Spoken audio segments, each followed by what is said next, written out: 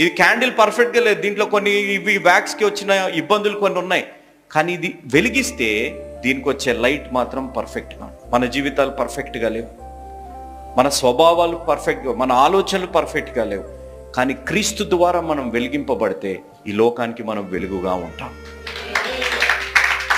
హల్లెలూయా. మీరు ఒక మాట గుర్తుపెట్టుకోండి, నేను చెప్పే మాట చాలా మీరు లోతుగా ఆలోచించి మీరు గుర్తుపెట్టుకోవాల్సింది. కరెంటు పోయింది, క్యాండిల్ వెలిగించాం, కరెంటు పోయింది, క్యాండిల్ వెలిగించాం, బెల్లు కొట్టారు, చీకట్లో ఎలా వెళ్తారు?